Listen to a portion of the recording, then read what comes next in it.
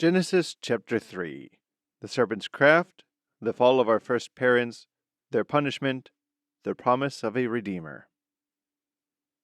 Now the serpent was more subtle than any of the beasts of the earth which the Lord God had made. And he said to the woman, Why hath God commanded you that you should not eat of every tree of paradise? And the woman answered him, saying, Of the fruit of the trees that are in paradise we do eat.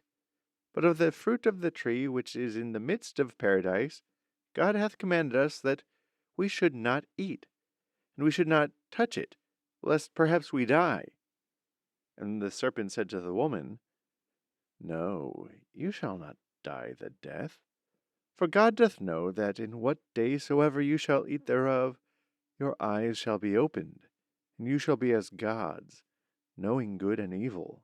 And the woman saw that the tree was good to eat, and fair to the eyes, and delightful to behold. And she took of the fruit thereof, and did eat, and gave to her husband, who did eat. And the eyes of them both were opened, and when they perceived themselves to be naked, they sewed together fig leaves, and made themselves aprons.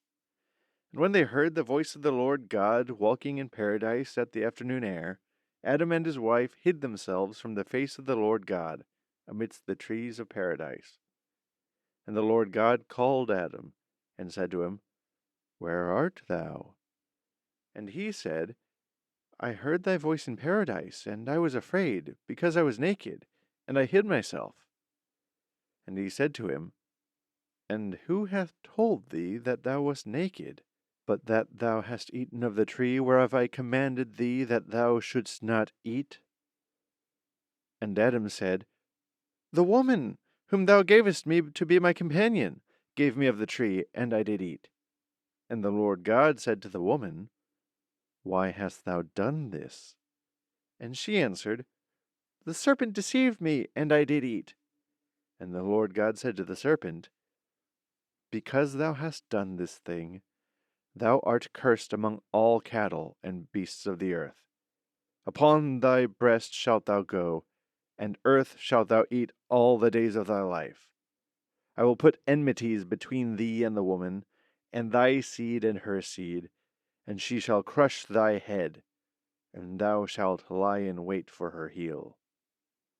To the woman also he said, I will multiply thy sorrows, and thy conceptions.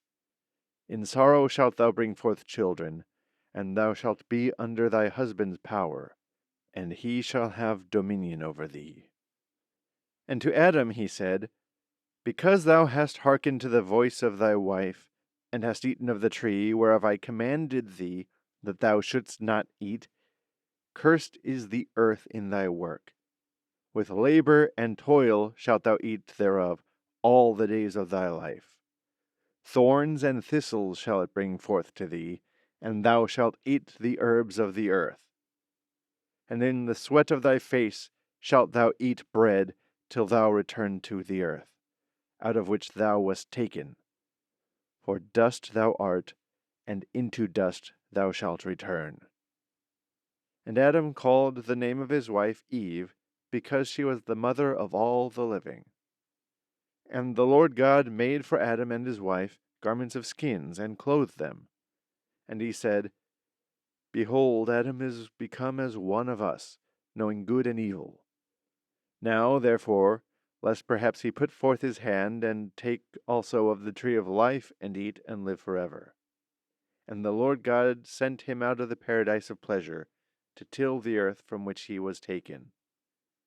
And he cast out Adam, and placed before the paradise of pleasure cherubims, and a flaming sword, turning every way, to keep the way of the tree of life.